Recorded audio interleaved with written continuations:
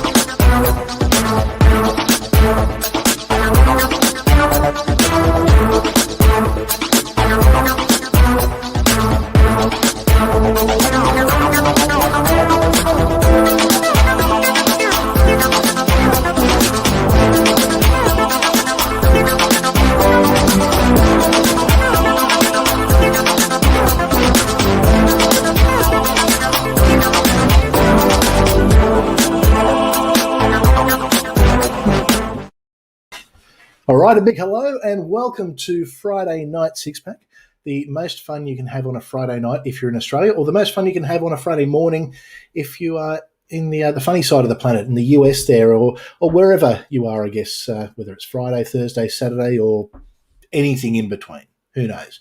Welcome to Friday Night Six Pack. This is going to be a fun one tonight. We have not one, but two special guests. So returning, we have the wonderful Jaded Atheist. We had her on a few weeks back. We've had a lot of people saying, kick everyone else off and replace that grumpy guy with Jade. We can't get rid of the grumpy guy. To be honest, we're a little bit scared of him. And after he showed up at Jay's place last week, it's not worth the risk. So we're going to have to keep the grumpy guy on. And we've also got Katherine Roberts. So Katherine is a former Christian pastor, and hopefully a lot of you saw the AP podcast that we did about a week and a half ago. It was one of those conversations that we got to the hour and I was just like, man, I could talk for like hours on hours. This could just keep going. So no doubt we're going to have some fun tonight. Now, that being said, let me bring in the co-host who has the most, the man with the BBC. It's Jay.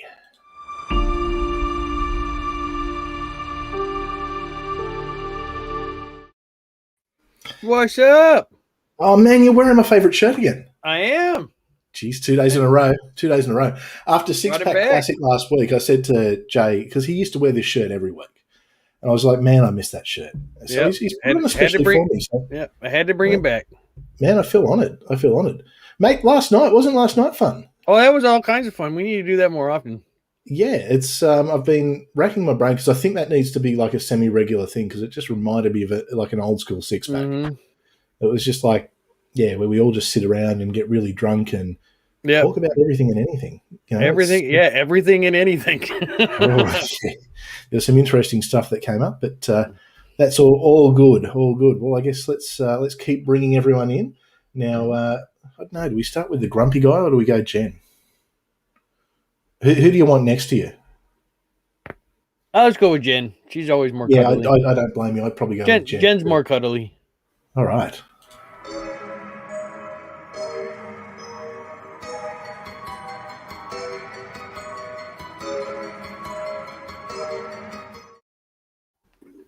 Hey, Jen. Hi. What is going on? That's so cute. That's so cute. More of the same. I fell asleep this afternoon, and we only got half of a cocktail hour, which was a bit unfortunate because we didn't have a chance to have a really good drink. Yeah, look, I did see the comments going on, and it was like, what's going on? What's happening here? When's it all starting? Are we doing this? I'm like, oh yeah, where's Jen? Where's Jen? Jen fell asleep. Jen went and said, "Oh, I'll sit on my bed and watch something on my phone." And next thing I know, Rob's banging on my door, going, "Are we going to have tea?" But by the way, you have a stream, and I go, "Holy crap!"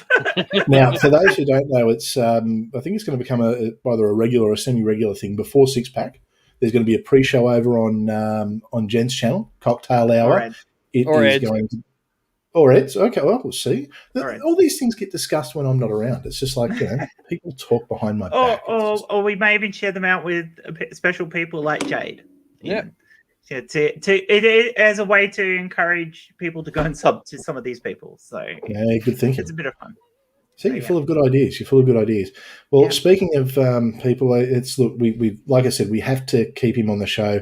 We are very, very scared of him. Well, he's got a gun and he's not afraid to use it. So, who are we talking about? Ed. Yeah, probably. So, well, I'm just more afraid of him if he hasn't had his coffee. His coffee. Gotta have his coffee.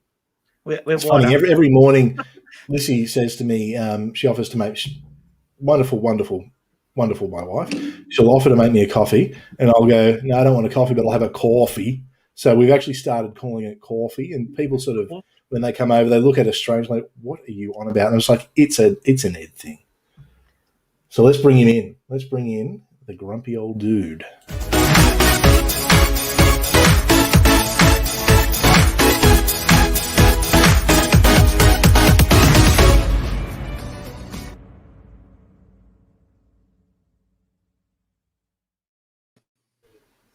So Ed, first of all, Jay, fuck you. You don't want to cuddle with me.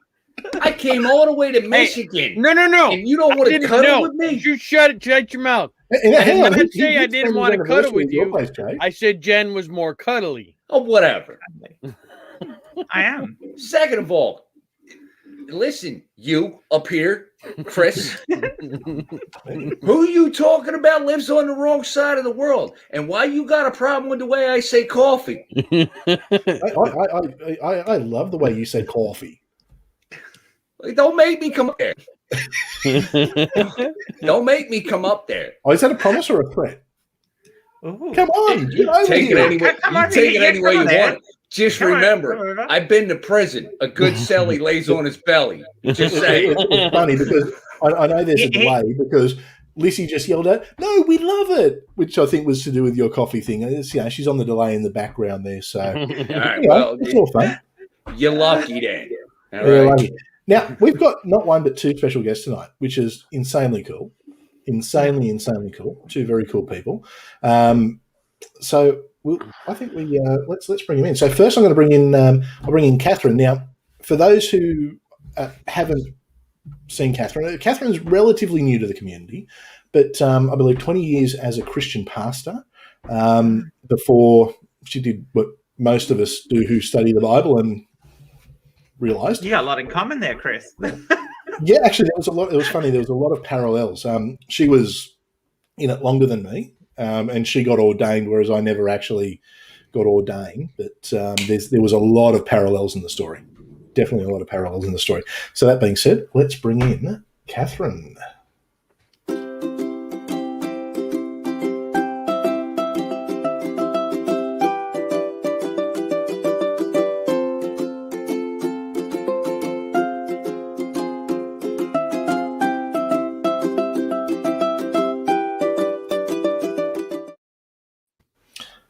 Welcome to Friday Night Feedback. Hey, I heard you had two cool guests. I was sitting backstage thinking I'm in the wrong place. Oh, trust me, on this panel, you are very cool. There is no cool. Oh, Jay's pretty cool. I mean, well, I'm cuddly. I'm cuddly, so if I'm not cool, at least I got that going. There you go. That's a win. That's a win. Yeah. Also, Jay wants to be in the bottom between me and Katherine, so he can be between two cuddly people. That's what it was. I don't know. I think it'll end up that we'll have Ed under Jay, so Ed can just kind of poke upwards. Why I always got to be under Jay? That's between you and him. I mean, look, it's. I think Chris is suggesting that you're the bottom there, Ed. That's. Damn it! Again. I enjoy talking to Bobby. That was okay. So Bobby. Okay. All right.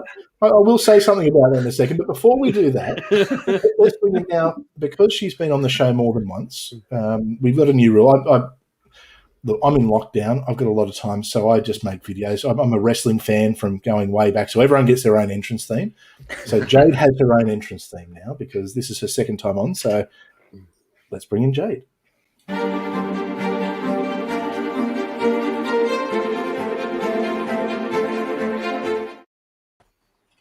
That's Jade, kind of welcome. funny because Welcome it matches because she's actually outside. Yeah, I am. A happy coincidence. I will be honest, but good to see you. So you were on last night. That was the impromptu stream that I think is now going to become a semi-regular stream. Actually, it was so much fun. Sam and I actually stayed on for like close to 3 hours. I don't think we got off until like 3 hours later. We had a great talk. Yeah. Oh wow! It took you 3 hours to get I'm off. just going to let everyone know if I keep dropping out. My young fellow keeps running in. It's his birthday tomorrow, and he's insanely excited. So I've just got to keep dropping the screen out. But I think we're okay now. I don't mind most people coming and walking behind, but I certainly don't want my the 7-year-old. I probably don't want to introduce him to the world just yet. But sorry. In fact, just talk amongst yourselves for just 1 second. I will be back. Well, while he's doing that, might as well tell you guys what's coming up on Hereticals. This Wednesday, we're doing part 1 of Men in Black. This will be the history of Men in Black. Jen will be joining us on conspiracies for that. Next week, for 6-pack, we're going to have Steve McRae and Cheshire Vic. They'll be on. Following week on conspiracies will be Men in Black 2. And who have you got on for that one? Who have you got on for that? I'm trying to remember exactly who it was that I had. Man, love me some Bobby. There you go. There's a little bit of for those who don't know, there's a little bit of a man crush going on. I know you often think about him. You talk about him a lot, and I'll play his music for you.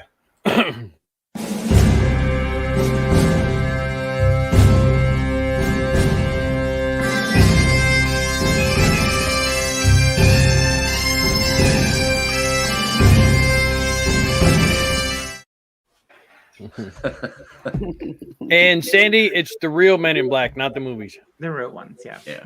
Well, I'm the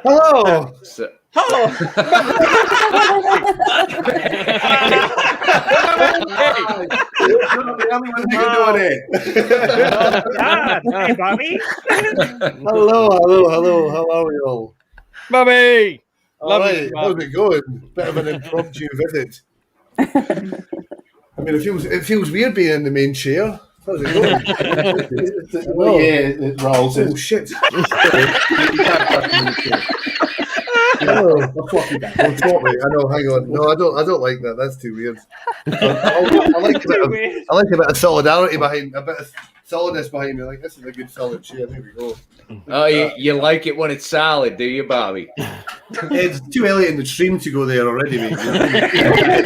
It's never too That's early. normally Jen that starts all that dirty talk. We did that in pre-show. I've never met you two before. How are you both? Hello. All right. Hi. Hello. Hello, Catherine. Hello, Jaded. Hello. How are you? Hello. Nice to meet you. Hello, Jay. You too. Nice to meet you. Hello, Now- Jen. Hello, Ed. Now, Hello, Christopher. oh, so we do have some exciting stuff on tonight. So we've got some of the best of the crazy preachers. I have spoken to Darth Dawkins. Darth Dawkins will be here to read some of the Bible for us. Wow. And we've actually done a bit of research, and I thought if we're going to talk about crazy Christians, we are going to have to talk about Darth at some point. And I actually found the moment that Darth and Atangelo fell in love. Oh, boy. Which is nice. So we'll be playing that a little bit later. But I guess I want to throw it around, and it's probably more our guests that will appreciate this, having I guess a similar situation and being involved in some of the same of that wacky Christian stuff. If you had to pick I'll throw to you, Catherine. If you had to pick a Christian preacher that I guess you probably listened to a little bit back in the day, and now you cringe a lot at, who's your big cringe? Oh, the big one. Oh, geez, there's a lot. I would say. Oh, I'm almost embarrassed to say. Okay, Kenneth Copeland. I thought Kenneth Copeland was pretty smart. Joyce Meyer. I wanted to be just. Oh no, wait. I wanted to be just like Paula White. So I'm going to go with Paula White. My final answer. Wow. Okay, that's a yep. All right, what about you, Jade? If you Ray Comfort. Ray Comfort, yeah. I think we all did the Way of the Master training course. Back Oh in my the day. gosh, yes. Oh, So God. stupid. Yeah. And but did you do it after watching the Left Behind movies? That's the big question. Oh yeah, still. Yeah. No, Yeah. they were. If you ever want to see some really terrible acting, and which is interesting because what's his name? Kirk Cameron. Like, he has got an acting pedigree, but he is terrible. It's just like he's just constantly phoning it in whenever he's in. Not that he's in much outside of the Christian bubble, but it's like he's phoning it in 24/7. So it's very odd. But I can think of another funny Christian actor who does that all the time in his movies, and that's oh god, what's his name? He tweets ridiculous stuff all the time. Oh, that's Ed, grumpy old dude. Yeah, not Ed. What's his name from Andromeda? What is his name? Kevin Sorbo? Sorbo? Yeah, Sorbo. Oh, He is not a great actor. He's a crazy. Is he, funny, eh? oh, He's nuts. yeah. I've got to say, Sounded my kind of guy. you love it. Yeah, you love it. Actually, funny. He's even too crazy for you, Bobby. He is way too crazy for you. He must be fucking mental then. Back in my very Christian days, I used to drive Bobby to work. He used to work with me, and it was an hour that we'd travel to work. And what I did was preach to me all the time the word of Jesus. He'd be getting Jesus all the way, and we would be playing Christian rock. I stuck to my guns. He stuck to his guns, and but yeah. So it was always we always had different Christian rock, and he ended up finding a Christian artist that he really liked, and he's become a big Russ Taff fan. Russ Taff. I don't know if anyone knows Russ Taff. No. Oh, You probably haven't missed too much. I think he was like an 80s star who didn't do much after the 80s. But, he was like the Steven Seagal of Christian music. Oh, yeah. It was good fun. What about you, Jay? Have you ever come across any wacky Christian preachers that really Every stand single out? one of them. All of them. They're all mental. Apart from the obvious. I don't know. What about Ed? No, there was the bodybuilders. The who? I can't remember who they were. Ed, do you remember seeing them? The infomercials with the bodybuilder preachers? I do. I can't remember their names, but I know who you're talking about. Oh, you've got to look that up. We need to. I think we need to. That's definitely going to have to get a run at some point. The bodybuilding preachers. Okay. Well, for me, it's. I mean, look. There's the obvious one. There's Kent Hovind, or Dr. Hovind, as he likes to be called. Is he not a real doctor? No, unfortunately. I think my lordship that I have, I've got a lordship, and it probably just it gets me nothing. It gets like I thought it was going to get me like good hotel rooms. Wouldn't it be a land Like, ship? you know what I mean? It's going to get me put on the front of the plane. No. Nothing. That's nothing. So that's obviously what Ken Hogan's doctorship was like. Yeah, he got it the same way as you. He paid $100 for it. Okay. And it was sent out. So you know, I mean, Kent is always a lot of fun. But I don't know. It's John Hagee. Now he's okay, right. He's a hellfire preacher who has predicted the end of the world. I think every year or so he predicts the end of the world. I found some good stuff from back in the day where the EU and Barack Obama was the Antichrist, and we've got some gold for a little bit later. But what I'm thinking is, let's kick this off. We'll now wait a minute. I have a preacher that No, you didn't ask me was either. really wacky. Sorry about that. Oh, and Jeff did have the team. They were called the Power Team. They were wrestlers, right? That converted I think so. Yeah. bodybuilders. Okay. Yeah. Powerlifting. I always think Kenneth Copeland is evidence that maybe the lizard people are amongst us. You look at those eyes, and you've got to think that there's lizard people are here. Yeah. So actually, it's and we'll get to you in a sec. I guess to ask on Kenneth Copeland, Katherine, when you watched him back in the day, because he's some pretty weird stuff, especially with his jets and planes. And how did you look at it then, and how do you look at it now? And he's blowing COVID away.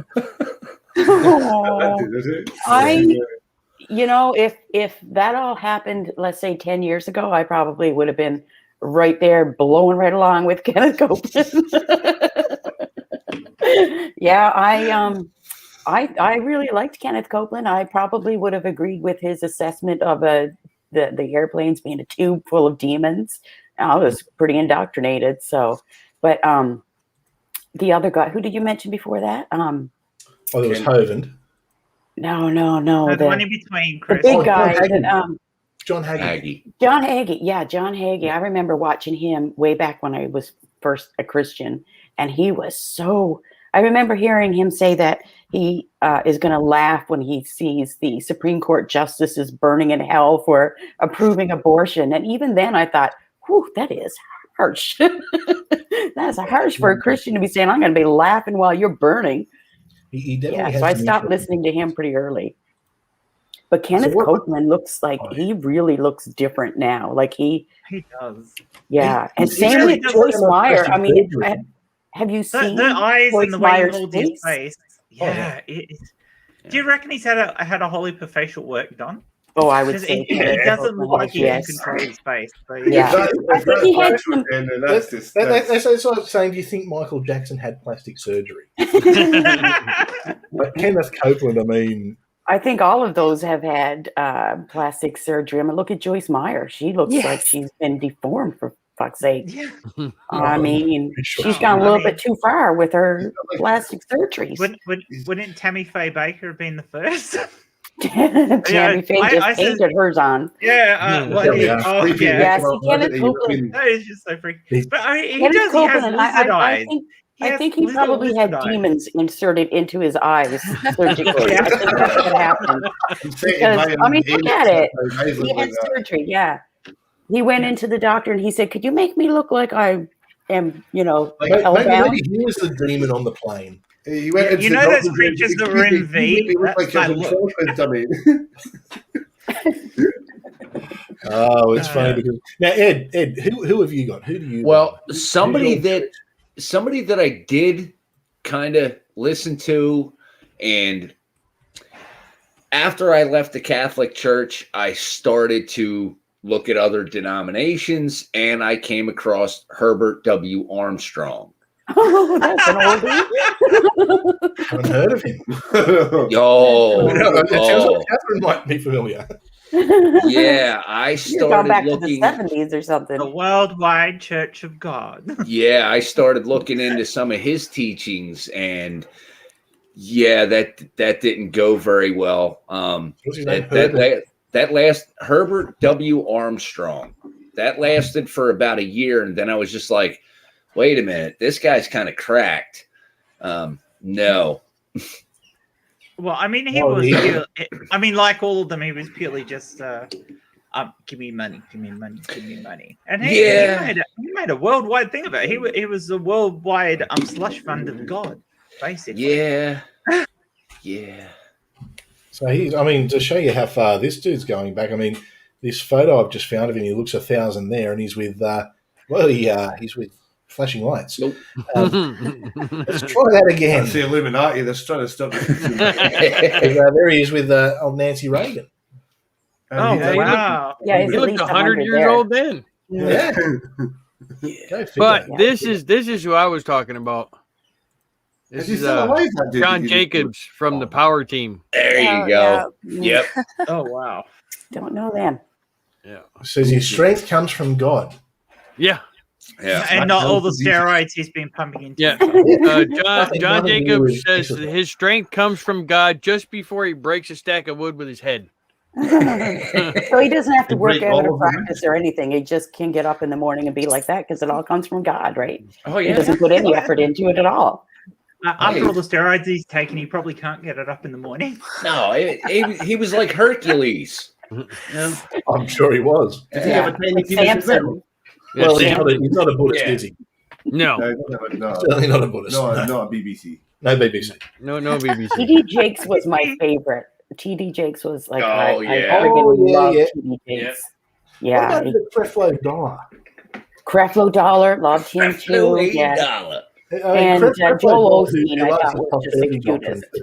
Joel Yeah. Osteen, yeah. I have Yeah. no idea. I thought he was cute too. He's cute, but he never talks about Jesus. no. So I was like, he was not religious enough for me. Like, dude, you don't talk about Jesus enough. Creflo. The guy in the middle there, Joel. what's his name? Joel Osteen. Oh, Joel Osteen. Yeah. Oh, he's like Tony Roberts, but like a complete Yeah. scammer. Yeah. I remember when his dad was the pastor of the church. It was a completely different kind of church back then.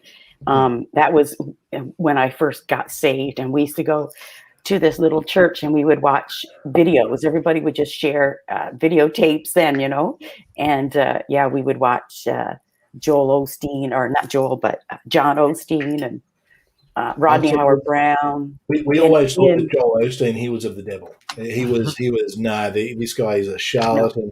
He's preaching he's not preaching the gospel. He's just Exactly. he's no good. So he was like on a hell's bells list. So, Yeah.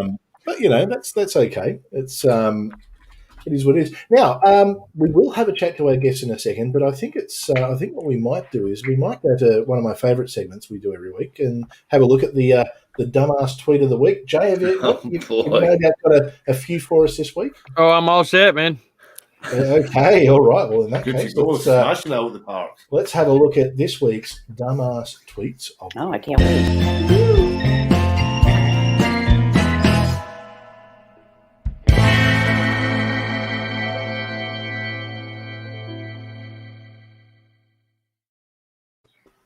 So this one's Alright. a two-parter. Well, Starts they're the- off with, why is Father's Day during Pride Month? Can someone fix this? Well, here's the problem with that. Father's Day was started in 1910. Pride Month wasn't started till 1969. Yeah. Then it follows up with another one that says fathers don't get a holiday until they start collectively acting right. There's a reason Mother's Day is way more popular than Father's Day. Oh, there's always wow. one, isn't there? Oh, Yep. I like how he capitalizes acting right. Like there's a Yeah. specific thing. Start acting right. yeah. Man. Collectively. Now- Collectively, yeah. Listen, And then, just a little personal note. I can say the same thing about mothers since, Yep. Oh, you know, yeah. Hey, See, the one that says Kayla underneath that, she goes, don't you mean mothers and fathers start acting right? yeah, because, I mean, hey, my mom didn't raise me because my mom's a freaking train wreck. So, yeah. And aside from all of that, there's lots of things that have longer celebrations and singular days, and everything crosses over because we now have so many of those sort of things that this is this day of or this month Yeah. of. Oh, yeah. Yes. Everything overlaps, and you can find something to fit every single day of the week. Yes. Yep. So yeah, I just thought that one was funny. I'm like going, really? Yeah, that's definitely a twofer. Yeah. And besides, there are fathers who would be part of Pride. So Yeah. Well, in They fact, double there could be two fathers. I mean, well, you know what? I would hope that this isn't a Christian because, as we did reveal a few weeks ago, Jesus had two. His grandfathers were gay. Yeah. You know, Yeah. it's Jacob had two fathers, and good for them. well, Very technically, progressive. Jesus I had never two looked at it daddies that as way. well, and Yeah. and two daddies and a ghost. Yeah, well, yeah. I mean, if the Bible is the literal truth, there's two lineages. There's the Matthew and the Luke lineage, and I think it's one's Jacob is the father, and the other one is Eli. I think. I think. No, it's not Eli, but it starts with an E. Anyway, there's Joseph had two dads, so good for him. Cool. Good for him. That's probably why he accepted, Mary's baby when he wasn't the father. He was pretty progressive at the time, I guess. Hey, Maybe. Yeah. Like it, yeah, almost Maybe like he it was in the didn't closet. happen. almost like it didn't Almost happen. like it didn't Almost. happen. I mean, you can imagine being back in those days, and it's just like she's sort of there with her, her future husband. She's going, so I'm pregnant. And he's going, but how? And she's like, A ghost. It was God. It was a ghost. It was a scary ghost. And he goes, really? And she's like, holy shit, he's buying it.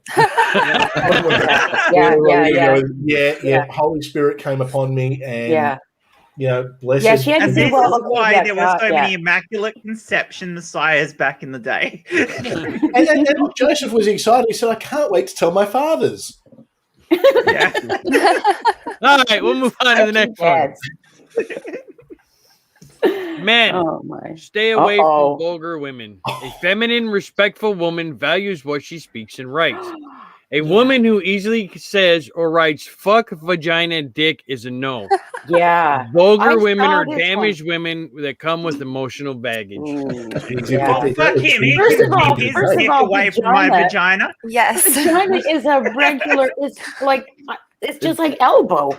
We're not allowed to say vagina. We got to come up with like a silly name for it. Don't we Too. really. I mean, even if you're not into using words Yeah. like fuck, I mean, vagina Yeah, is the actual vagina is- medical name. Yeah, it's the Yeah, medical. exactly. Go to your doctor and No, try to you- explain something as well. You need to find a new name for it because it's not, you don't want to be a vulgar woman. You mightn't get a date. You mightn't get a date. My love cave. Go for the French. Go for it in French. I mean, the French version of it's pretty good. It's a foufounet. Didn't Kevin Bloody Wilson make a song about you can't say cunt in Canada, which is just a whole great big song about all different ways Yeah, to it's say true. vagina. You don't want to be saying that around Everybody here. made a No. lot of interesting songs. And to be He fair, did. Go look it up, people on YouTube. You will find it. The song is "You Can't Say the C Word in Canada." Yeah, we're pretty uptight up here sometimes. So Are you from Canada then? Are you in Canada at the moment then? yeah, I'm in Canada. I'm in Can Eastern you say Canada. cunt then? What? Can No, you well, say? maybe she doesn't want to. Oh, Oh, I I'm can sorry. say cunt all the time. All I want. I want to be vulgar women. That just dispelled that myth, you see. So that's what I just wanted to make sure. Like, you live in Canada and you can see the word cunt, so it's fine. So. Prove it. Well, I mean, it's got hello. Someone made a comment on one of the interviews I did, and they said, "Did she have to get a potty mouth when she left the church?" It's like a potty mouth, like, oh, that's something you say to a 6-year-old, not a 53-year-old. You have a potty mouth. Fuck you. I described my intro video as a mouth only my boyfriend could love. But I mean, I went most of my life without saying any of these words. It's so strange. I have made up for lost time for a lot. There's going to be a competition tonight. Go ahead, Jade. I did that with saying God because, you couldn't take the Lord's name in vain. So I was always very particular about people saying God or Jesus in front of me. And now I look for thank God. Thank God. Oh, God. My husband says I see Jesus more now than when I was a Christian. So, So So what you've got to do is you've got to put it all together, Jade. You've got to go, oh, God, fuck, dick, vagina. I guess. All right, moving on to the next one. Oh, man. I feel Lots- damaged after that segment. When I seen this one, I just scummer popped into my head for some reason. It says lots of British soldiers also had a great time abroad. World War I was awful is a meme spread by lefty dorks like Hemingway and Remark. What? What? What? So war wasn't that pretty sure bad. it Is was that pretty what it's really saying? It wasn't that bad. So hang on. So they're saying, well, so World War One was awful is a meme spread by lefty dorks. Yep. He's longing for the good old days. What did he think? Did he think they all went across into Europe to have rides on Ferris wheels and merry-go-rounds or something? Oh, yeah. What did you do when you went over to Europe? Well, I got to go on the big roller coaster. When they had their time off, there was quite a lot of frivolity that went on. But you know, I'll say this as someone who is As writing soldiers thesis do. on chaplains in the First World War. It was horrible. It was absolutely woeful. Like, it was like there was trenches and people dying all around you. Barbed wire where you basically, if you were going over, you knew you were getting shot. While you're How old is this guy? I don't know. You have to imagine this is somebody well and truly sub 30 who hasn't had enough experience in the world and hasn't talked to enough people who've actually been in war and or even served in the military and understand what it looks like. I'm just going with a douchebag troll. It's not. Yeah. Well, the fact that he called it a meme. You know, A meme. Yeah, Really? That whole World War was just a meme. Yeah. Oh yeah. They just had a lovely time. This sounds like somebody whose dad hasn't taught him how to shave yet. You know? All right, moving on to the next one. This one cracked me up. While I enjoy Disney and Marvel greatly, they lately sent me copyright strikes on Redbubble for my face, saying it's infringed on their trademark. I'm not wearing a licensed costume. It's my face. I'm really flattered that they say I look like Loki, but what the fuck? Oh, that's brilliant. That is so Disney. If you ever want to do anything. Yeah. I get that. You can trademark your character and everything, but how the fuck are you going to tell somebody to change their face? But even trademarking, can you imagine if like Disney decided that they wanted to trademark Jesus? Like how would that go down? And look, I'm not. I think the Norse polytheists, they kind of get a little bit hurt over it. Anyone sort of says anything bad, they kind of throw a little tantrum. But you can't actually go and trademark someone's god. Yeah, they can trademark their look, I guess, but you can't then go and say your face looks too much like our character. I think Sandy nailed it.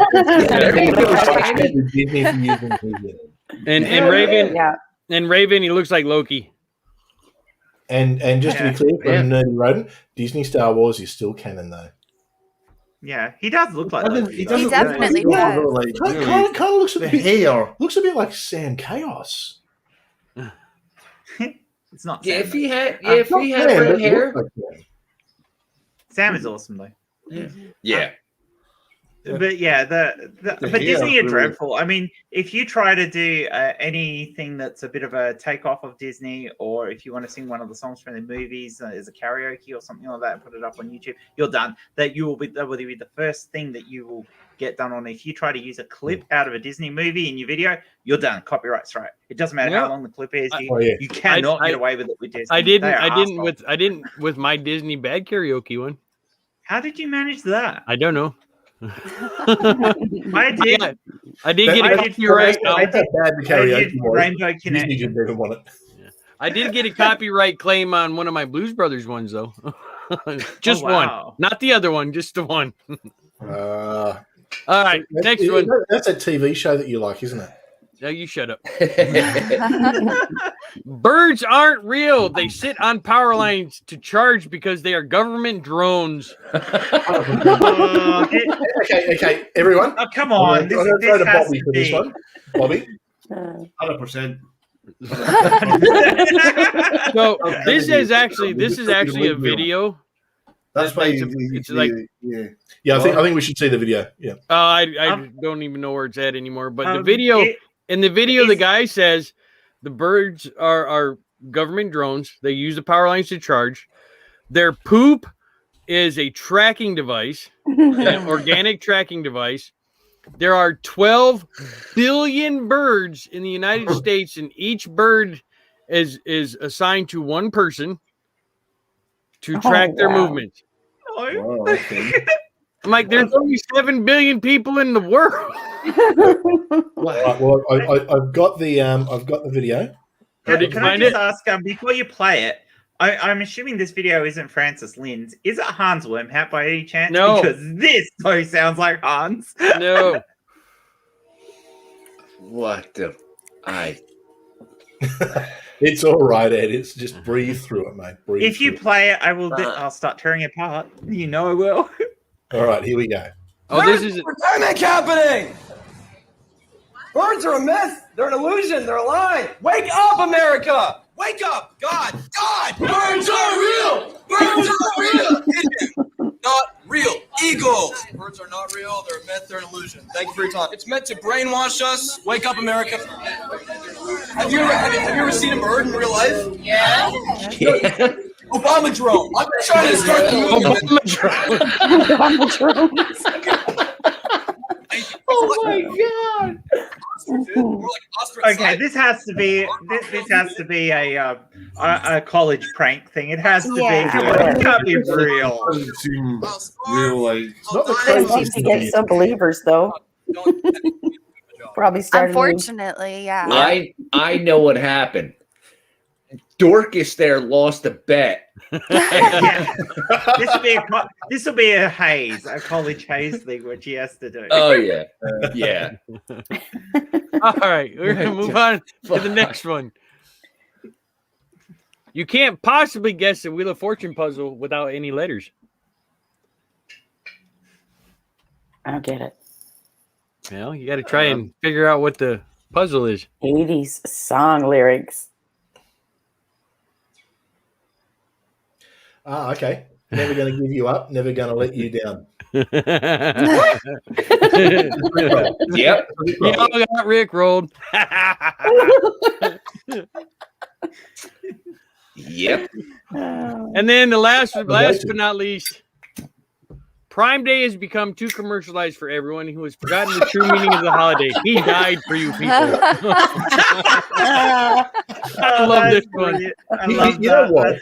When Optimus Prime died in the cartoons, I was devastated as a kid. I was like 6 or 7 years old. That was how I learned about death, when Optimus Prime died. And oddly enough, we were talking about this earlier. We were talking about Jesus died and was raised from the death.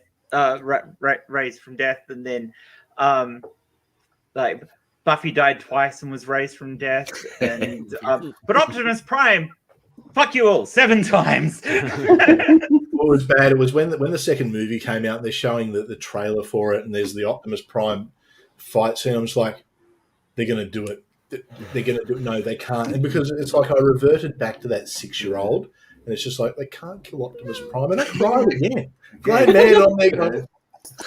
I went to the movies with Raven to watch the first Transformer movie, and of course, we're sitting there watching the movie and we're holding hands, and every time that Transformer sound would come on, I'd get I'd squeeze it. She's like, "I'm never watching a movie like this with you again." So hang on, just to be clear, what was she holding and what was she? My hand. Don't I know about that? Jay did say he started tweezing, so okay. Not the other way around. So Jay was getting scared. Yeah, that makes more sense. Yeah, we'll go with that. Those were our dumbass tweet of the week, plus a couple of good ones. So there you go. All right. I really wish them drones would stop shitting on my car. Just saying. They want to make sure they know where you are. Yeah, They're dropping that's little the tracking tracking device. markers, you see. Yeah. And if you didn't have all those drone birds, our Wi-Fi would be a lot worse. Well, that's why you get the vaccine, so you can get the 5G that'll connect you to the tracking drones. Yep. Guys, we're being spied on right now. There's a bird right here. They're listening to He us. found us out. They're onto us. They're onto us. I should probably go inside. That's all right. That's why I've got a cat. It protects me from the spy drones. Oh, okay. That's what I need to get. Now, let's Bobby and that other dude. Good on you, Jay. All right, so we do have special guests here, and we do want to talk to them. Yes, Booby, not Bobby. There we go. That's a Jay thing. Jay's always thinking he's giant. I love me a better booby. Catherine, for those who haven't seen the interview, give us the short. Oh, not the short. Doesn't have to be the short version, but who are you and what's your story? Tell us a little bit about you. I'll try to give you a little nutshell summary of me. I'm a bit of a weirdo. That sums me up right there. Right in the right place. Yeah, you're in the right place. I got sucked into Pentecostal religion when I was 28, back in 1996, and I swallowed it hook, line, and sinker. Whoa, hang on, that doesn't add up. What? Yeah, oh, yeah, because I'm only 29. I was gonna say 27, but you could be a couple of years older. Thank you. I have children older than that, but thanks, I'll take it. Yeah. So I went 24 years before just examining it. Pretty much. I mean, my story of deconversion is really not that exciting. I just, reasoned my way out of a lot of it, and then discovered that it's possible for a universe to exist without believing in a God, or for a God to have created it. And that was in 2017. So from 1996 to 2017, I was pretty much in the ministry, the whole time in different ways. I got ordained in 2013. I had been pastoring already for a couple of years, and then I became an atheist a couple of years later. So I feel like I worked 24 years for something, and then when I got it, it's like, oh, this is all bullshit. That is quite often the case, though. There's a lot of people who get ordained, and then as they've done the more study, they all of a sudden realize that. Oh, this What happened for them? I think for me, it was when my husband and I sold a business, and we retired when we were 48, and it gave us the time, because in the decades before that, I mean, life was just, the days just tumbled over each other.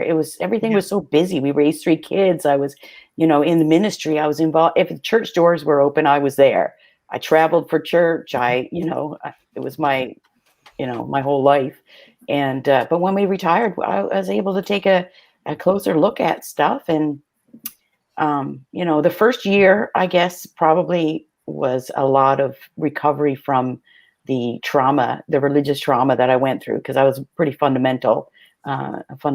So been a lot of learning. It's been about 4 years now since I realized that it's just myths, and I wasted 20-something years. So, but I've had a good 4 years catching up with all the fun that I missed, and all the books and movies and all kinds of stuff that I missed out on for so long. You would have met a few interesting characters over the years then. I used to, when I would take my holidays, now you people might not have known if you're in Australia, right? It's Australia, right? Yeah. But the Toronto Airport Church, the Toronto Blessing, I don't know if anybody has heard of it. That was like the epicenter for all of the crazy shit back in the 90s here for the charismatic movement. It was like the kind of church that people brought blankets and pillows, so you could soak in the Lord, and the prayer tunnels. We would run in prayer tunnels, and everybody would hold hands, like a tunnel. You'd run through it, and collapse on the other end. Museum? Say that again? You take your kids to the Creation Museum? No, that's down in the States, right?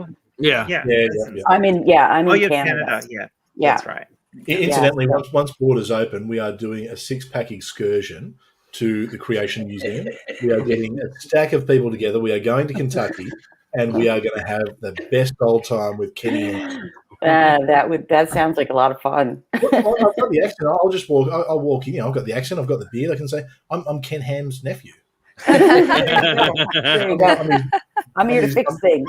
Yeah, you know, he asked me to come over from Australia, and I'm here. You know, it's Uncle Ray. You know, I went and saw him last week, Ray Comfort, but you know, but yeah. So we are going to do that. So I guess in the last 4 years, so since you've gotten out of it, what's the one thing that you appreciate more now that you I guess you didn't have in your Christian? There's so much, Chris. I appreciate people more than I ever have, because I guess I'm not. It's not ingrained in me that there's lost and found, or sinners and saints, and us and them. So I appreciate people more. I don't hold as much judgment, I guess, for people, and definitely appreciate the fact that I have one life to live. And I'm 53 now, and I wasted a lot of years, but it kind of makes me really appreciate the time that I do have here. That's interesting, and I know that was a thing for me where a lot of people would, when I got out, they were saying, "Oh, you've got no hope. What have you got to live for with that?" Yeah, I don't get that. There's so much more to live for. Oh, the world is a great, big, beautiful, adventurous place. Oh, and we're allowed to say fuck. I'm allowed to do all kinds of stuff. That as long as I don't hurt anybody, I'm okay. Absolutely. It's been quite a change in my whole. Maybe not so much my personality, but my morality, my priorities, that kind of thing. So yeah, I'm living the best life that I can't imagine. I can't imagine being any happier. I don't understand people thinking that atheists have nothing to live for. It's interesting that when you take away that indoctrination, because I mean, mine wasn't fundamentalist Christian, but my background, I was a Methodist, United Church in Australia, but Methodist side of that. And so when you get away from that, because there's still indoctrination even in those more forward-thinking churches, when you get away from that, how you go, you think you've got all these good values from being part of a church, but you come away from that and you realize that, hey, all these things I thought were bad aren't necessarily bad, and the things, and some of the things that we did, they were so bad. The way you would treat people who and stuff like that. So Jen, for sure. I mean, I would pray for people to be for gay people to be straight, and I thought that was a very loving thing to do.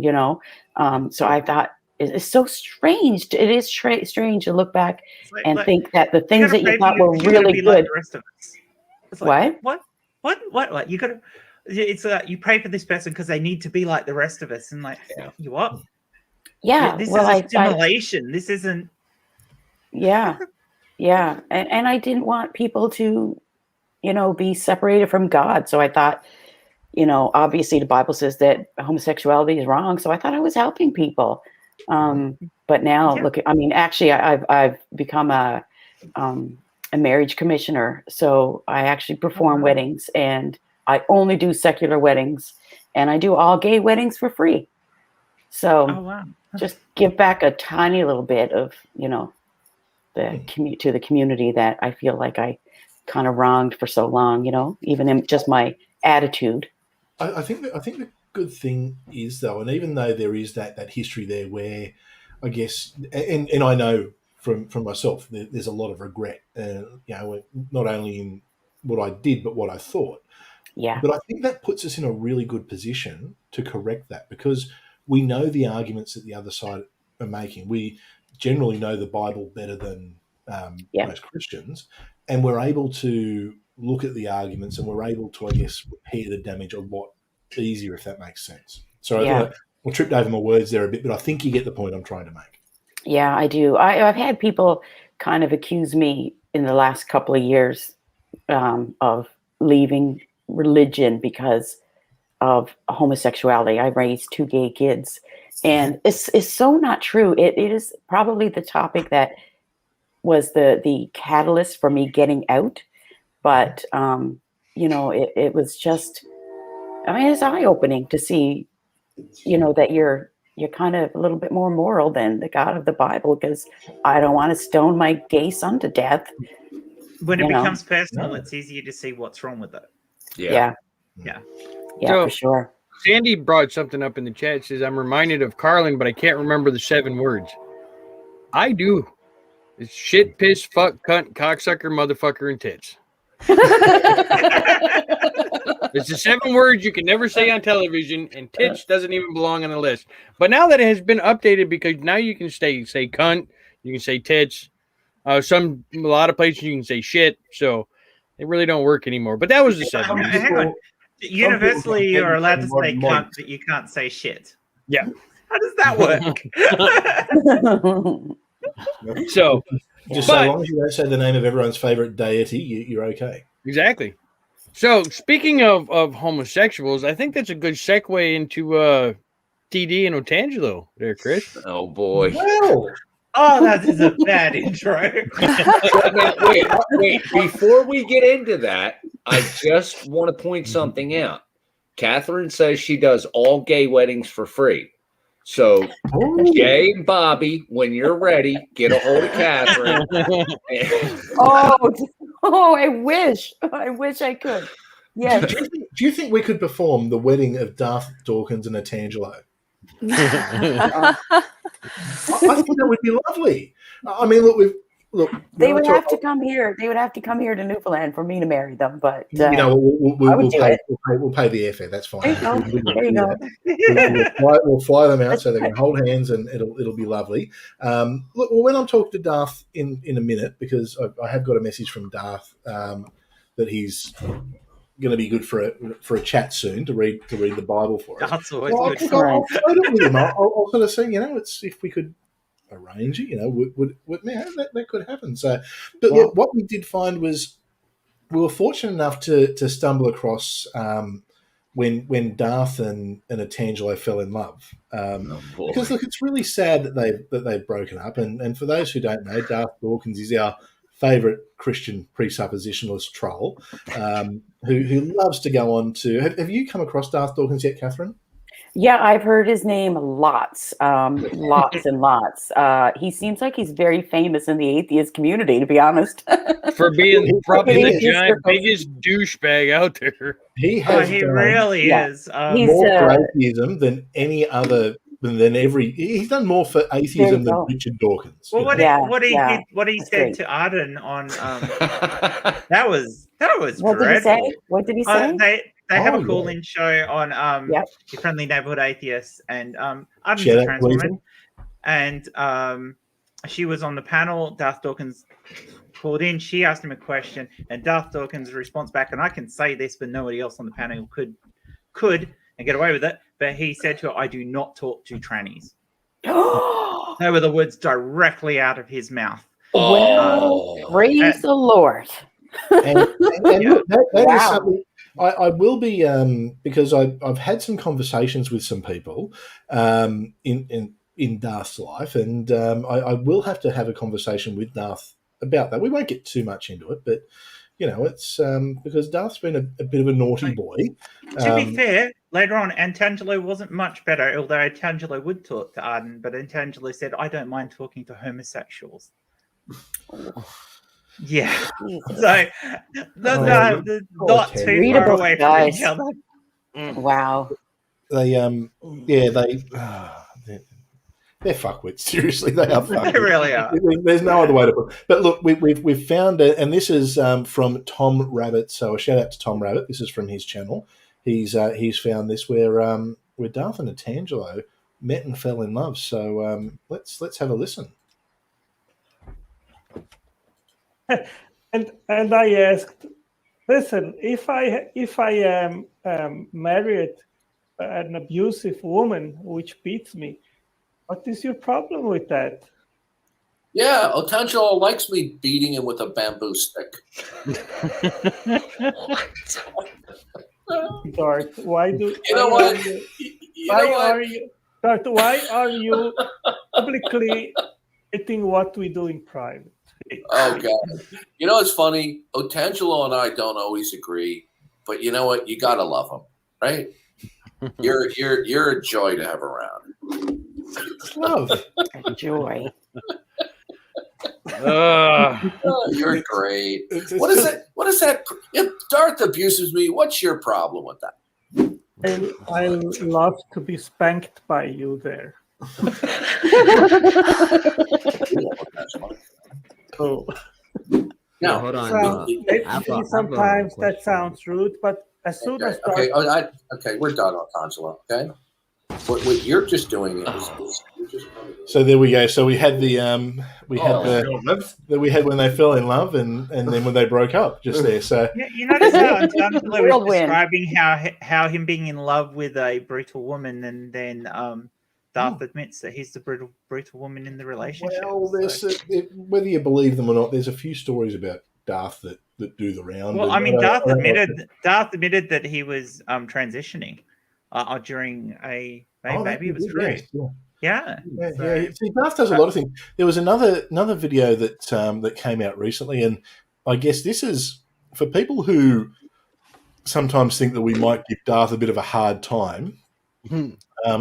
This is kind of why, because he does some. Oh, where is? I've lost the video. By the way, Chris, I think when next time you have a good talk with Darth, you're going to have to ask Darth what their preferred pronouns are, just so we don't offend Darth at all. It's dickhead, douchebag, and fuckwit. Or just Big D to his friends. Or Big D.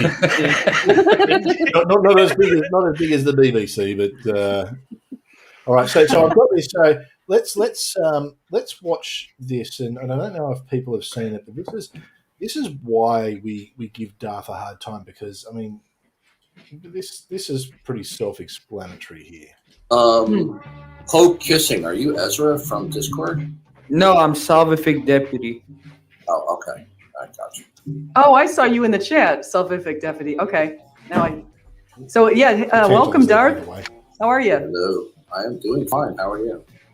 Good. So you're pretty active on Discord, more than I think. I don't think you're not on Twitter or anything like that, are you? Not. I'm logged on under a different name, but I'm not really active. I don't post anything. Okay, yeah, because I'm not active on Discord, but I think some of you, and I don't know, Nathan, are you? And I guess P Mars had to go, so bye, P Mars. Was good seeing you today. So yeah, I gotta go too. I gotta. Oh wait, who is that? Who said that? Darth. Oh, Darth. So you just showed up just for us. So what's going on, Darth? Oh no, I just realized I have an errand to run in 5 minutes. Oh, okay. Probably got dinner appointment. If I remember. Yeah, it'll be a Gary in a minute. Yeah. How long are you guys going to be on? Sorry, I don't know. I was thinking maybe another half hour or so, it is getting to something the like thing. Sorry, so I probably should have thought of it a bit. So if you run your errand and come back, and then come on back. Will do. All right. So Nathan, it says logical, plausible, probable. He says he just read your post, and he says he guesses he'll accept you and hope God is opening you up to divine once more. With this face reveal. No, it's not a face reveal. So the guy the face he used, this is him trolling the atheist community. It's a content creator who passed away. Oh. And he put that up in order to so for those who wonder why we give Darth a hard time, it's for shit like that. Yeah. I will that wasn't him? Is that what you said? That wasn't him? No, that's. Oh, I was just going to say, I've never seen what he looks like. Yeah, that's somebody who passed away. That is not Gary. That's what I would think Otangelo looks like. That's what I think Otangelo looks a bit like that, though. No, Otangelo's face was actually on that. Yeah, he uses his face. Yeah, He was- Tangela does actually show Yeah. himself. And he was Yeah. on our Christmas special, so Yeah, we had him. Tangela on can here be in a the Christmas dick as special. well, but he sometimes Tangela can be fine. It just depends on when you get him. And Gary said, he remembers that call. It was the errand. The errand was a date with Tangelo. Did you win, Gary? See, it's Gary Priestley and Darth Dawkins. They've never seen the same play. So we might bring Darth Dawkins in, and Darth. We promise he's sitting. He's in the back. So I'll bring him in. He wants to read a Bible verse for us and have a quick chat about the Bible. So that being said, I think it's time to bring in Darth Dawkins. I'm so excited. Darth, how are you, mate? Well, hello, Christopher. It's good to see you, Darth.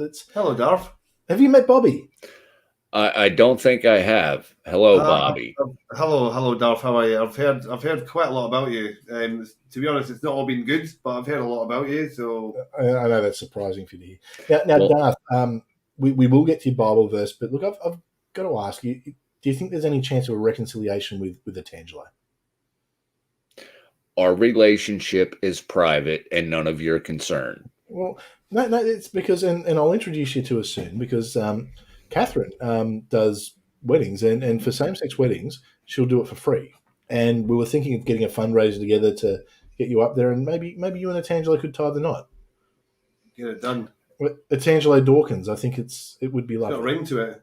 No, that is very unacceptable. That goes against everything I believe in, and you should know this. I do. All right, so Darth, you've got some Bible. I believe you're reading from Leviticus 21 for us today. So, Darth, mate, the floor is yours. Well, thank you. If any man has a stubborn and rebellious son who will not obey his father or his mother, and when they chastise him, he will not even listen to them, then his father and mother shall seize him and bring him out to the elders of his city at the gateway of his hometown. They shall say to the elders of his city, "This son of ours is stubborn and rebellious. He will not obey us. He is a glutton and a drunkard." Then all the men of his city shall stone him to death. So you shall remove the evil from your midst, and all Israel will hear of it and fear. So that's an interesting one there, Darth. So disobedient children should be stoned to death. Is that what you're saying? Well, according to the ultimate prime, Okay. You must follow the law. Is that the guy from Transformers? No, that's Optimus Prime. Oh, sorry. Close. So I guess, Darth, what I would ask you then is, I mean, we were concerned that your mother was going to try and eat you, but if you're naughty, is she going to stone you to death? Well, I do not disobey my mother. When she calls me for dinner, I make sure I shut everything down and go directly to dinner. Good boy. So it's. I know that you had some issues with having to keep your door open when Atangelo comes over, but look, Darth, I guess I don't know how to tell you this, mate. I had a conversation with your mother, and next week your mother's coming on for a conversation with us. Shmi Dawkins, I believe her name is. Mate, she's a little bit upset with the way that you've been treating people lately, and I have some genuine concerns that if she doesn't try and eat you, like, because we know about all those cannibal verses in the Bible, that she might try and stone you to death. I mean, how fast can you run? Can you get away? I'm not worried about running. I would never disobey or disrespect my beautiful mother. I don't know. Well, look, we are going to have to arrange for this. I think you need to talk to Katherine. I think we can make some arrangements for the wedding. So I'm going to bring Katherine in. So Katherine, meet Darth Dawkins. Hello. There will be no wedding. There will be no wedding. There will be no wedding. That's too bad. I am not marrying. I am not marrying Atangelo. Atangelo owes me an apology. But if you don't marry Atangelo, you'll be living in sin. What about if your mother told you to marry him and you didn't? Does that mean that you should be stoned to death? Well, That is a completely off-topic subject and goes completely against the ultimate prime. Well, that doesn't surprise me at all. I kind of go completely against it as well. So, I mean, we are going to have your mother on next week. So, I mean, if she does say that, you know, I think we should ask for her blessing. Well, she may very well give her blessing, but that will never happen between Apologetics and I. So you're going to disobey your mother and get stoned, and not in a good way. No. I don't know what to do. Well, Darth, on that note, because you've gone very quiet there, I think I know what that means. Darth, it has been wonderful to have you on. Thank you very much. Nice to meet you, Darth. Well, thank you. We'll see. I will talk to you next week, but we will be talking to your mother. I just want you to know your mother will be on next week. Well, thank you for having me on. I really enjoyed hearing you read the horrors of the Bible about killing children. That's made my day. I must say, it really helps me feel better about my own stand in life. They're not horrors of the Bible. It is just the law. It's the law. Yeah. I have lots of questions, but please stop speaking over me. All right, Darth. Grumpy old fuck, isn't he? I think you're speaking over me. Oh no, everyone talks over Darth. Everyone talks over. That's once you encounter Darth, you'll understand that. Well, Darth, goodbye. We have muted you, but we'll talk to you soon. Isn't he just a delight? Isn't he an absolute delight? He's a delight. He's a peach. He's a peach. I would love to have him at one of my parties. I would love it. It's so sad that Ed cannot stop laughing every time he hears Darth. I would really like to have Ed have a conversation with Darth. I think it'd be amazing. I think we can organise that. I think we can organise that. It's Gary put it. Tangelo knows how to find his ultimate primary. And he has to run off to abuse someone. Someone's speaking over him. Oh, man. And by stone, does he mean that they should smoke pot? I'm not surprised you have asked that question. And everything he believes in, as in love your neighbour. Well, if Tangelo lived next door, he would certainly love that. It would be on for young and old. But, we'll organise. I think if we can arrange the wedding of Darth and Tangelo, I think that would be nice. So yeah, I might invite them to show up. Yeah, I could do it right here on the property, right on the dock in front of the house. Speaking of love thy neighbor, man, love me some Bobby. How do you feel? Love me some booby. How do you feel about this? I mean, you've got a man on the other side of the planet who has a bit of an unhealthy obsession with you. I mean, good. There's no jealousy. I mean, you and Ed going to have to fight for Jay, or what's going to happen there? Well, I fuck better than I fight, so I'll have to see how we go, Ed. You know what I mean? Well, the good thing is, that's an image I did not want in my head. Bobby, Jay, and Ed. That's just it's there, Jen. You're going to close your eyes tonight, and the next time you start to dream about Sean Connery or Scottish man, you're going to go, fuck you. Yeah, you've ruined it now. I had this, I could fantasize about Bobby in a Sean Connery outfit, and now you've ruined it. What's a Sean Connery outfit? You just mean the James Bond? I don't know, from Highlander, because he was kind of cool. From Highlander. He was dressed as a Frenchman. He was. It was hilarious. He's in the Highlands, and he's supposed to be French, and he's speaking with a Scottish accent in the Highlands. He's Egyptian. Scottish guy. He doesn't was he Egyptian? Yeah, he's Egyptian. Yeah, that's even worse. He's Egyptian, and it's funny because Connor kept calling him a Spanish peacock. Now, so what I do want to talk about who. I guess to keep on our theme of some of those wacky Christian preachers. Jade and Katherine, I know that you two will have heard of this guy, Ted Haggard. Oh, I remember when he got caught with that male prostitute and did Yeah. a big interview about how not gay he Yeah. is. Yep. Oh, yeah. So sad. It was so. I'm so not gay. I could have sex with this male prostitute and it's not gay. Yeah. There is Yeah. nothing. There is nothing that I think all straight men go and smoke meth and have sex with male prostitutes on a Right. fortnightly basis in another town. I mean, Right, yeah. But his whole interview was basically admitting that, that he has same-sex attraction, but is just going to stifle it for the rest of his life, and he's so proud about it. Like, what a sad life to live, hey? So for those who don't know, so Ted Haggard was the head of the Evangelical Union. So basically, he was like having regular meetings with I think President Bush back in the day, and probably Clinton and probably Bush before him, and he was very big on the anti-LGBTQ.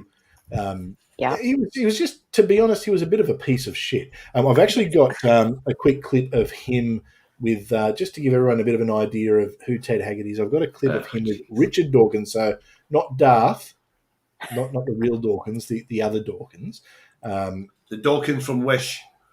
So this will give everyone a bit of an idea of who Ted Haggard is. Look at the pipe he's got about the subject of or maybe you haven't met the people I have. You see, you do understand. This douchebag. Issue of intellectual arrogance. I don't communicate an air of superiority over the people because I know so much. And if you only read the books I know, and if you only knew the scientists I knew, then you would be great like me. Well, like me. There could be many things that you know well. There are other things that you don't know well. As you age, you'll find yourself wrong on some things, right on some other things. But please, in the process of it, don't be arrogant.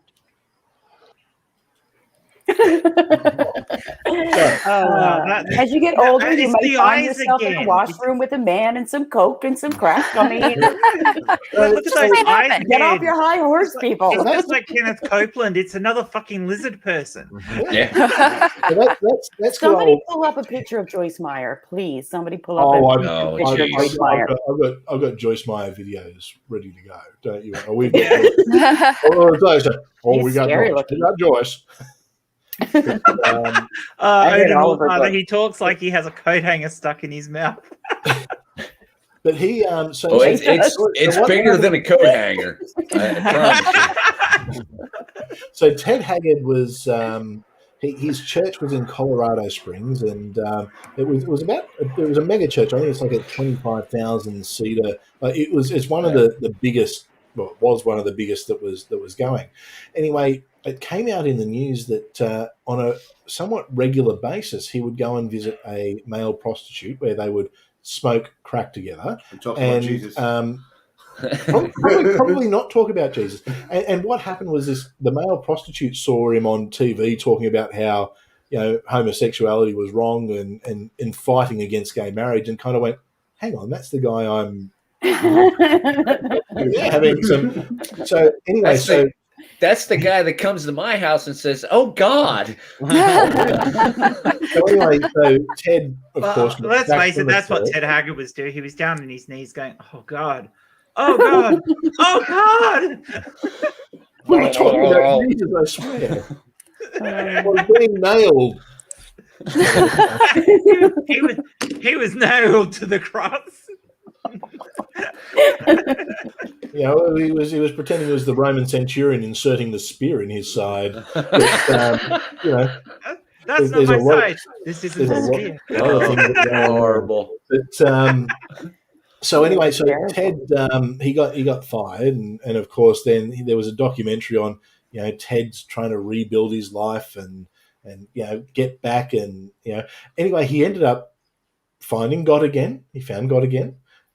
His wife has now written a best-selling book, Why I Stayed, because, I mean, I can't think of, surely the first thing she would do is go, right, you're gone. I mean, she probably could have kept her job at the church and kicked him out, but no, she stuck with him for some unknown unknown reason. But he's actually the guy is that charismatic. He went and started another church that's actually growing into a mega church, and he's taken most of the people from his old church, and he's basically going to be back where he was. And he's got very specially designed toilets at the back of the church. That's it. Now, what I do, I really quickly, Bobby does need to go. He sort of goes before. So Bobby and Jay, Jay. So I'm just going to throw to you.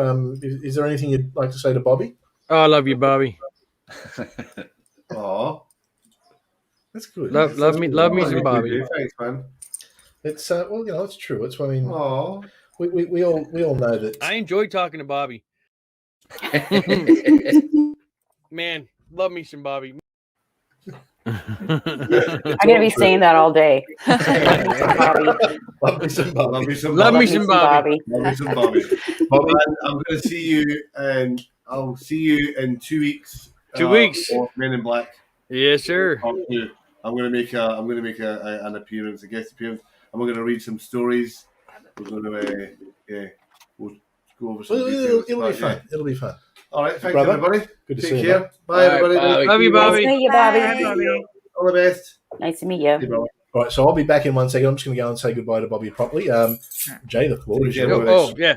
Well, since they're doing that, I do have something to share. This always cracks me up here. Good old Paula White. Oh, I loved Paula White.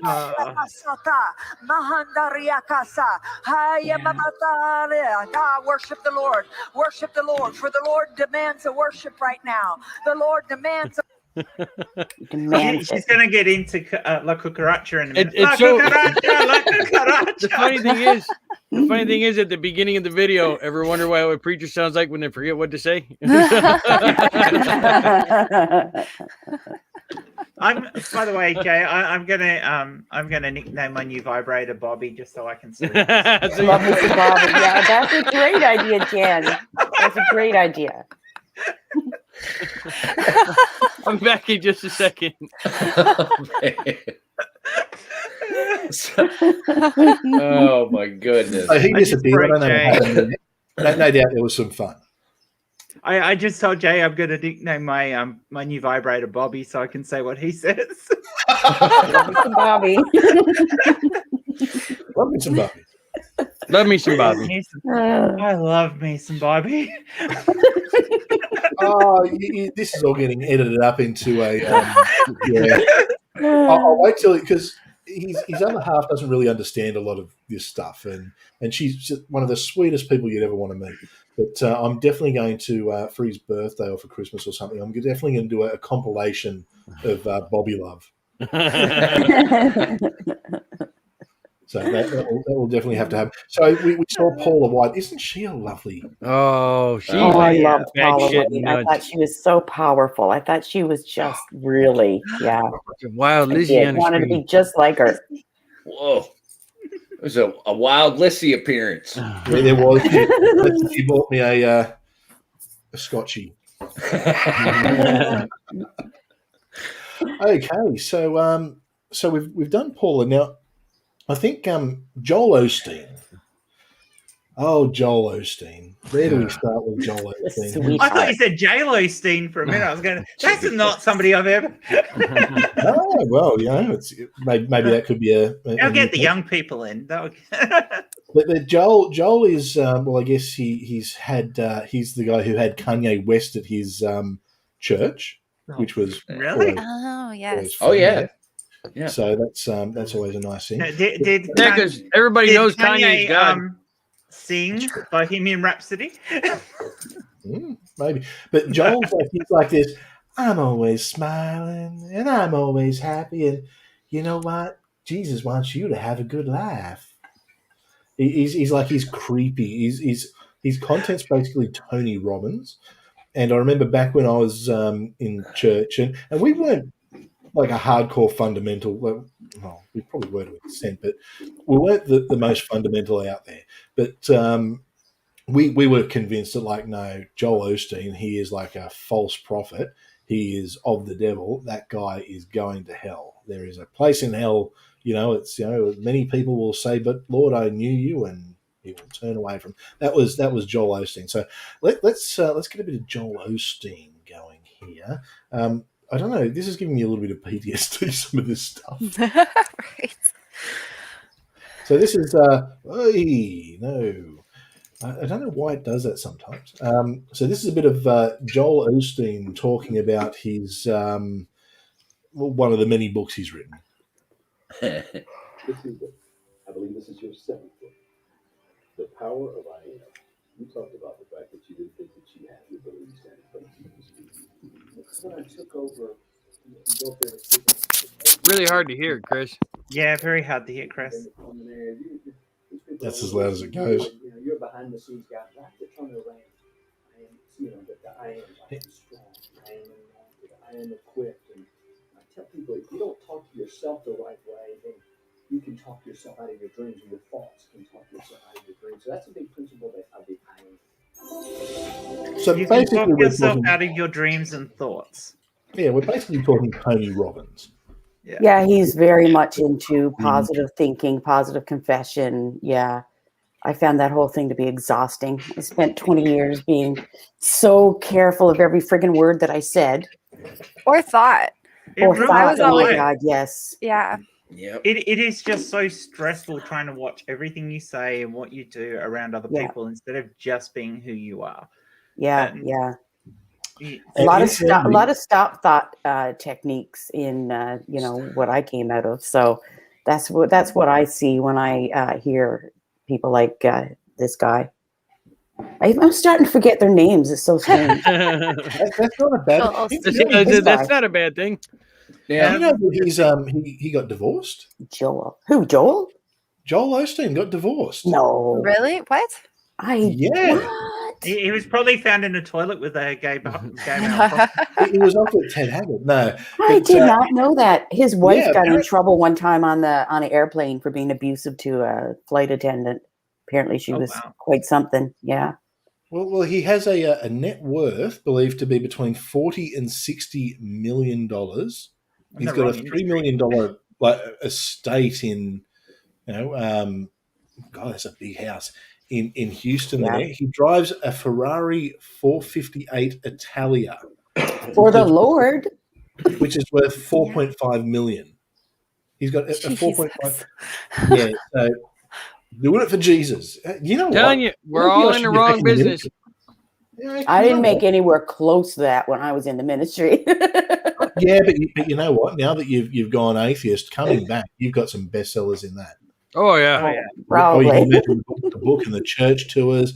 My journey to atheism and the devil. All you have to do is just get up and say, "I just wanted to sin," and the devil got hold of me. And yeah. now I'm back and praise Jesus. Let's stone naughty children. Yeah. Sometimes my husband's really bad. Sometimes he says we should just pretend that we've repented and get saved again and go back to church and make all of our money. And then say, nah, just kidding. It's funny. It's she's 11 now, but she sort of grew up a bit in the church, and it was really hard for her when she got out. But as it is for kids. But now we'll often joke with her. Like there'll be something come on about Jesus, and we'll sort of say, "Oh, do you want to go to church?" She'll be like, "No." She's become like the ultimate angry atheist kid at school. We've sort of had to say to her a few times, "Just ease it back a bit. It's okay. Don't have to be a little bit less heathen." She started at a new school, and they accidentally put her in the scripture class. And because we had it all changed over when she started a new school, and she's come in. She said it was a bit weird. I went to what I thought was ethics class, and they started talking about Noah's Ark and the flood and all that. And I'm just like, but that's a made up fairy tale, and they didn't like it. And I'm just like, sweetie, I think you're in the wrong class. But the fun of it all. Good for her. So that's now.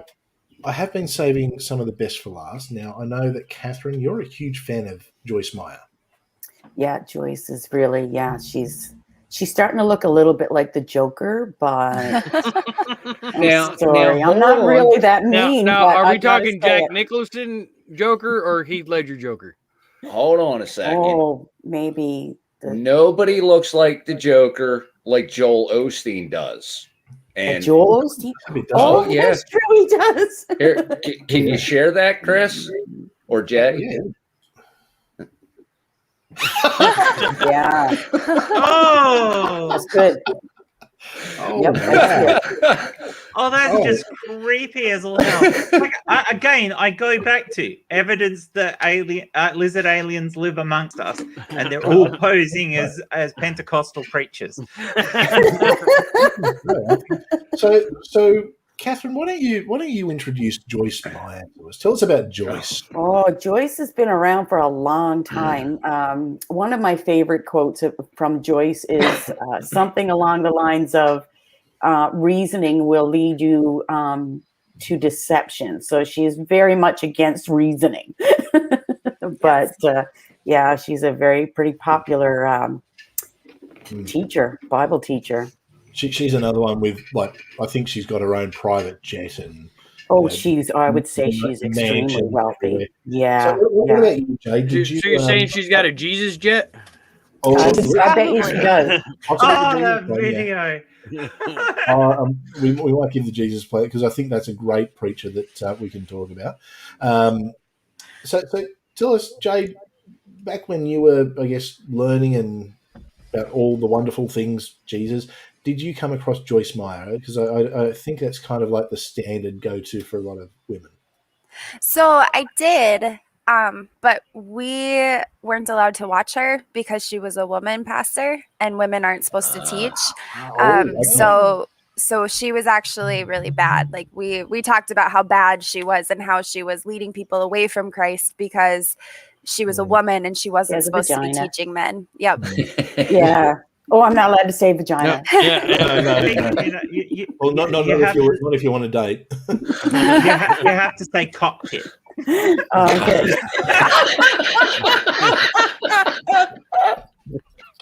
Oh, Jen, I laughed my earbud out. We're having an egg moment. That's something else I'm going to be saying all day. I went on this show with these crazy Australians and never again. I'm going back to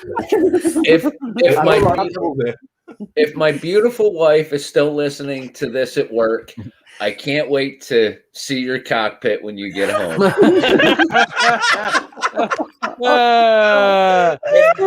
Too much information. Actually,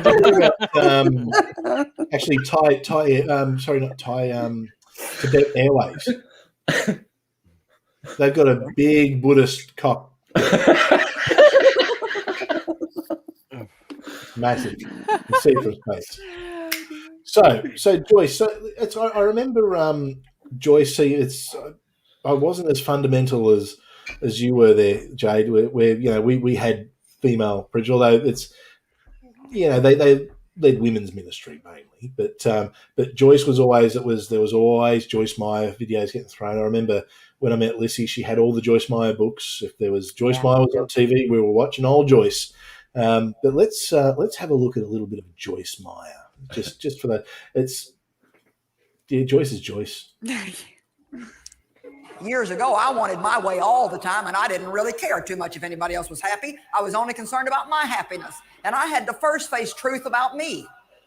What's with the fingers? And when God began She's pointing to her very expensive diamond ring. You know what? When I first started giving it up, my flesh didn't just give it up easy. She was giving it up. Okay, God, I know I can't. I know I've got to obey you, and you don't want me to feel sorry myself all day, but just while I have this cup of coffee.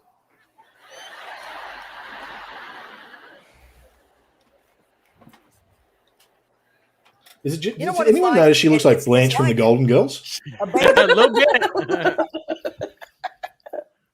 She's also got those lizard's eyes that all the others have had. What is it?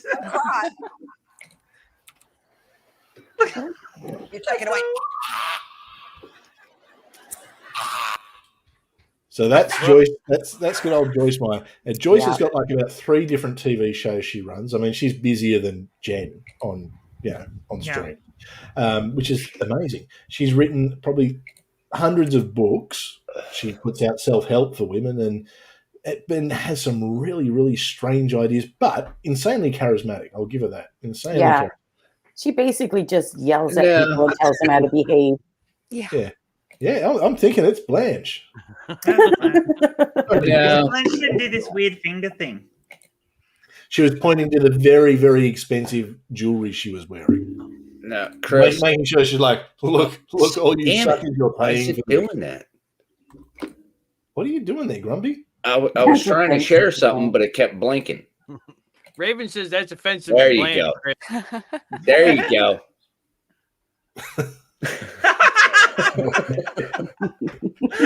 That looks like Joyce Meyer. She doesn't look anything like she did in that video, though. That must be an older one because she's really her lips have gone like I don't know, kind of like. All I can say is I paused it at the right time. Oh wow! Now, if that's not a thumbnail, I don't know what is. I could do so much with that picture. Well, I'll send you the link and it's at 105. That looked like No, her I'm not cockpit, going to I do think, it. didn't it, Jen? I think that was her cockpit. I can put a BBC. I can put a model BBC in her hand and. Yeah, so that's from 2015. So yeah, I think she has aged pretty hard over the years. Yeah, she's got some. I've got to ask you a real biblical question here, Jay. How many wow. cubits is a BBC?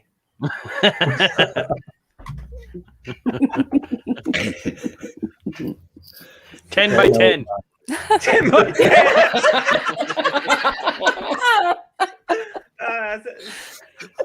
Oh dear! All right. So you're looking for a jumbo jet cockpit, not a little Cessna. Yeah. Six pack. It never ever lets us. Did any of you ever watch Sid Roth? No, nobody knows Sid Roth. I know him. No. He interviews people with these wild miracles, and it's worth your while to look him up. He's very interesting. Okay. And the people he has on there, like there are people who go to heaven and come back, and I bet you Kat Kerr has been on there. Do you guys know Kat Kerr? Yeah. Yes. Yeah. Ooh, that was another one who I don't think she was blowing away COVID. I think she was hitting it with a stick or something. I don't know. Yep, she had a stick. She had a stick. Yeah. Yeah. Yeah. Look, nothing will ever beat Kenneth Copeland. So we have got we've got John Hagee. Now, John Hagee, I came across John Hagee as a wrestling fan because when Shawn Michaels became a big born again Christian, John Hagee was his pastor, and that's sort of where it all. I was introduced to John Hagee in his hellfire preaching. So John has predicted the end of the world and the Antichrist and all that kind of stuff more times than I can imagine. Anything that happens, I've got no doubt that he's got some interesting takes on, on the coof and that being part of the devil's plan or something, or he's very much on the end is coming, the Antichrist is almost here, and give me your money. Yeah, he's into the tribulation and stuff too. He does a lot of teaching on the end times. Oh yeah, really. So he takes revelation as fact. Before you get into that one, I got to show you what Jeff just sent me. I'm not going to play the video. I just show you the end of it here. This is Pastor Manning flaming buttholes. In a minute and 46 video, he says butthole 18 times. Oh. Okay. He's got an obsession For there. real? He's got an obsession. Why? How do you get butthole into a sermon even once? Yeah. Oh He boy. could have been fighting Chauncey. Tell us what you think, Ed. I gotta go watch that now. What the hell? All right. Well, I've found one, and I actually haven't watched this yet, so I'll be watching it raw with the rest of you. There. We've got The link to the butthole videos in the chat. Okay. So the title of this one is John Hagee says Ebola is God's judgment on America. Oh, Sounds like John Hagee. I think I've seen this one. I want every American to hear this very clearly. The prophet Joel says in the 3rd chapter, I, God, will bring all nations, and hear that phrase, all nations includes America, into judgment. For they have divided up my land, the land of Israel. God says when any nation divides up the land of Israel, they are subject to judgment. Oh, yeah, he loves Israel and too. dividing Yes, he Jerusalem does. is dividing the land. Our president is dead set on dividing Jerusalem. That would be Obama. God by is the way. watching, and he will bring America into judgment. There are grounds to say judgment has already begun because No, there's not. he, the president, has been fighting to divide Jerusalem for years now. We are now experiencing the crisis of Ebola. We have a crisis in our economy. We are worried on every hand that we're going to be attacked by radical Islam.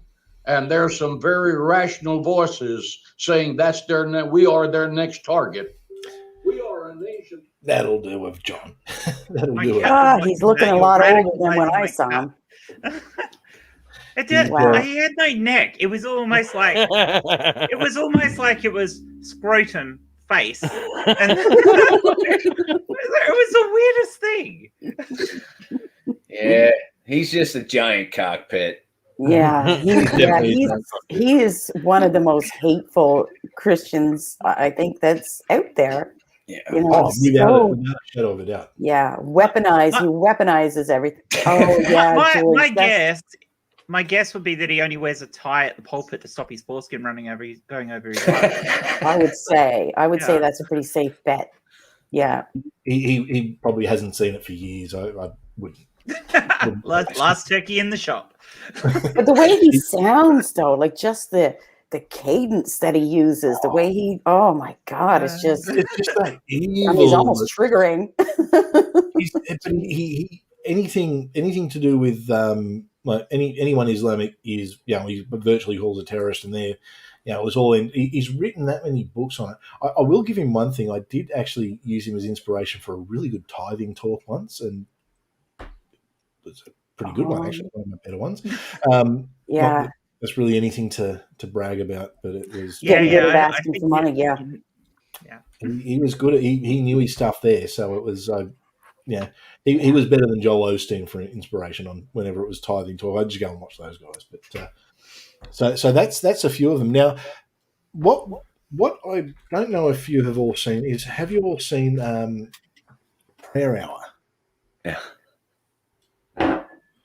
We haven't had that on here for a bit, but it's Pastor Shepherd. So Pastor Shepherd from Prayer Hour. I'm sure, Jade, you would have come across him back in your church days. I'm trying to think. Prayer Hour. Very, very popular. Catherine, I heard of Prayer Hour. So. No, really? Okay. No. All right. Well, it's let me bring up Prayer Hour, and this is the last video we'll watch, and then we'll. Well, I got one more. Okay, after that. We've got one more after this. So you're always making me break promises. All right. So let's. I know a few people might have, because we have had this probably about a year ago, I think, on Six Pack. We did have a look at this, but I remember Ed was shocked. But here's some Prayer Hour.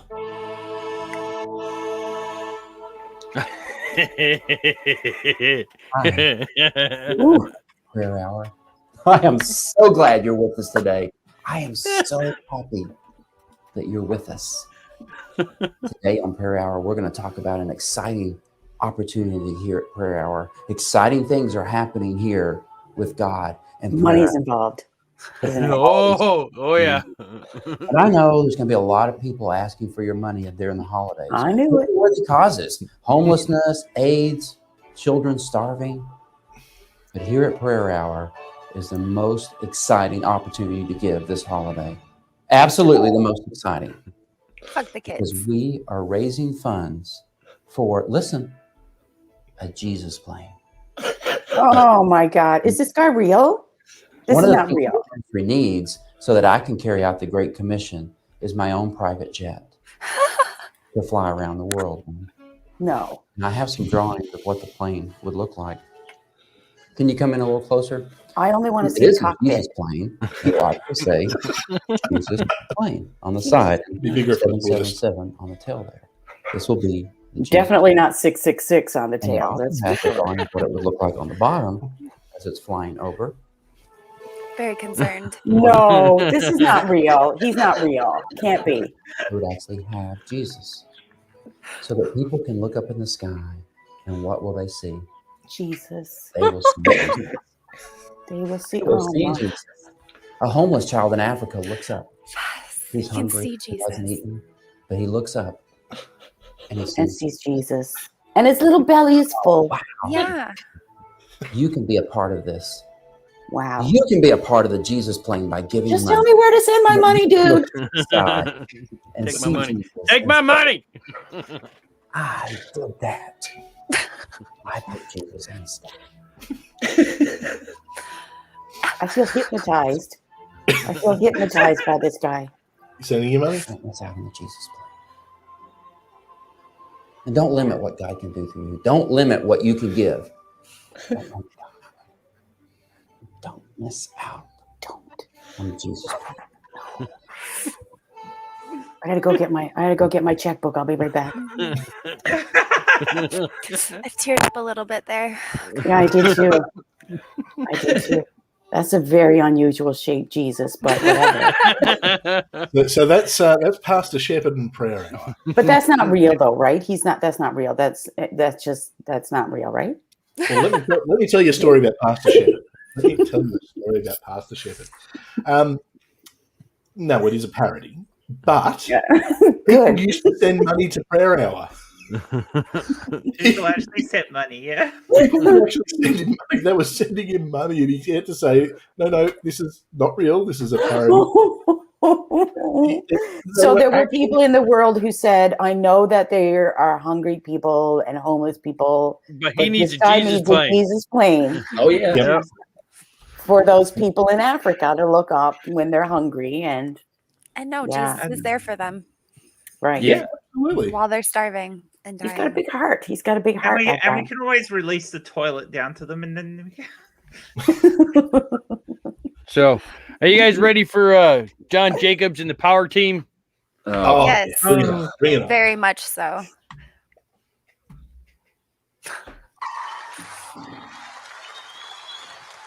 And there I was on my knees with my wife. My wife was kneeling right next to me, and I was holding her hand, and she led me through a prayer that went just like this. I said, Jesus, I know I'm a sinner. Come into my life right now and be my Lord and be my Savior and give me everything. Jesus, give me everything. When I said that prayer, my wife stood up. I stood up next to her. I felt a heat shoot through my index finger and came out my big toe. And just like the Bible said, I became a brand new creature in Christ. Old things are passed away. And I'm brand new. You see, He's like a wood buddy. He's Here we go. Will jump in the air, spinning his body, crushing them, and try to crush all three stacks. Through the power of God. Barry Hanley has got. it obviously compelled him. Concrete. He will jump in the air. Is his name Barry? Walls of concrete. Mike Hagan, like he's being attacked by two different men, will try to crush both walls of concrete. He's being attacked by two different men. That's incredible. You may have seen a man slam his skull into a stack of bricks, not quite that big. And John Copley is one of the fastest men, diving skull first between his eyes, crushing that mammoth wall of concrete. Let's help him! I want this stat. He doesn't need anybody's help. He has Jesus. That was the prayer hour. That was the power team. Power team. Yeah. They would preach for a little while, and then they do what they call feats of strength. And what did he say? He said he felt something in his finger and come out his toe. Is that what he said? Yeah. Oh yeah, it was. I noticed that as well. I'm thinking, how does that work? It was in a toilet after taking lots of cocaine. It was something he didn't know. It was an energy. It was an energy he felt shoot into his index finger and come out his big toe. Oh no, that's just where he got the needle and put it in and just went. Yeah. No, that's because he stuck his arm up too high and went right in the light socket. And it's so much. Yeah, I remember the infomercials for these guys. It was, now, mind you, unlike the rest of you, I don't have a background in religion until I became a Buddhist. So a lot of this stuff I'd seen when I was a kid, I'm like, this is fucked up. Yeah. Yeah. So I always used to, because you'd always get the gimmicky preachers who'd come along, and I remember we had at my church we got a DJ, and he did work on like Alias and The Matrix, so he knew his stuff, and we had him there playing at the church, and you could very quickly tell when the dance music came on who was going to nightclubs and who had never seen the inside of a nightclub in their life.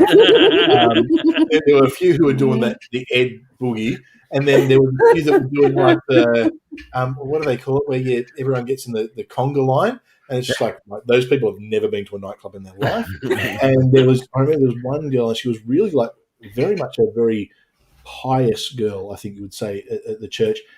And she was really, really, you sort of go, right, yeah, we know she's going out on a Saturday night.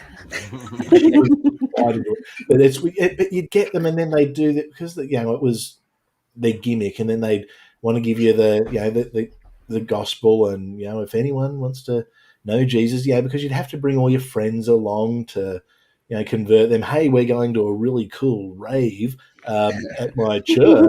Come along. And they give it a rave, and now let's talk about Jesus. Or the skateboarders. You'd always get the professional skateboarders. And there was some cringe stuff. Like, really, I have got a lot of atoning to do. A lot of atoning. But I'll get there. I'm sure. If you keep hanging with us, you won't. I think the thing that you most have to atone for is the fact that, because I did a lot of youth ministry when I was part of the church, and the fact that you would actually sit down to try and figure out what was the best things you could use that would bring more youth in. Oh yeah, for sure. You really went out of your way to figure out how can we get them in without crossing that line, but we can go close to it so that they will come into and then we got them. And there were actually discussions that I had with other youth ministers that were exactly along those lines. And that's a standard procedure for those of us who were in youth ministry. How do you be cool enough to get young people in, but still religious enough to get them for Jesus? Yeah, we always had the guys in their early 20s who had gone and they'd straight out of school to Bible college and could probably play an instrument and had the kind of cool hair, and we had the skate ramp out front of the church. So because it was like in a factory complex, and so we had the skate ramp out front and the basketball and all that kind of stuff, and that was all happening. Everyone had come in for like it was, and it was some pretty cool music. I mean, like I'll give that to Christian music can be quite catchy at times. It's very simple as well, but it can be quite catchy. But and that would get people in. And the thing is with music does something to you. Music can put you in a mood. We start with we're really pumped and and then there'd be like a little talk, and then there'd be some sort of softer, more reflective music, and that's when everyone's heads down, eyes closed. It's I'm feeling that there's it's if you want to give your life to Jesus tonight, and there's someone out there and you're right on the edge, and it's God's telling me that you're right on the edge, and just have the courage to put your hand up. And you'd always get someone who would eventually put their hand up. Yeah. And it's rather, but I guess the only good thing is with youth ministry is most of them would be out of it by the time they finish high school. They'd finish high school and that was it. Yeah. And so I remember we had a guy at our church, and he was awesome singing. Awesome. I'm not going to, actually maybe, yeah. I don't know, do I name him? He's actually a celebrity in Australia, but he went to our church, and he was the guy, but he was still in school. Anyway, he went and got rather famous on Australian Idol, and as soon as he got that little bit of fame, turned 18, he was gone. He was. We never, and yeah, we weren't a small church by any means. We were a pretty big church. So yeah, but he was. So you would see a lot of that. You'd have them while they were in school, and you know, sometimes it'd be their parents encouraging them. Sometimes it was just something for them to do on a Friday night, but usually they'd get to university, and that would be the end of that. Yeah. Which was why we had to talk about why university is evil. Yeah. University.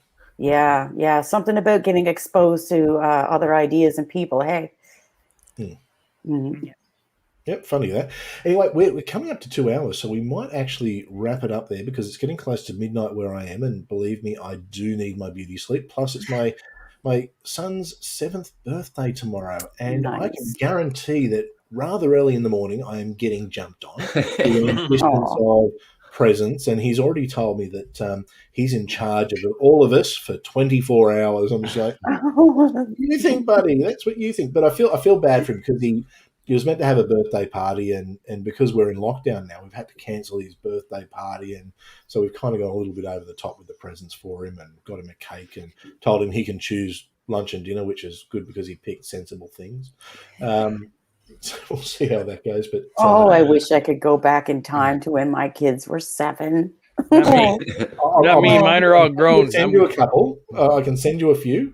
With every 7-year-old, I'm throwing in a 4-year-old as well. So No. That's where my limit. No. I start off at 7. That's it.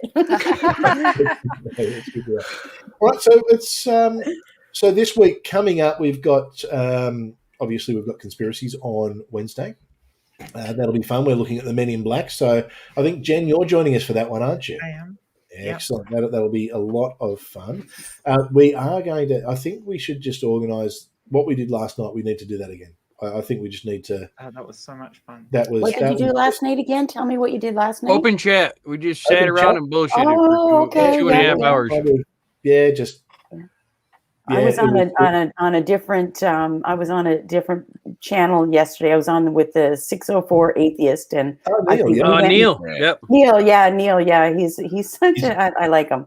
So and we went till probably what was it, close to midnight here.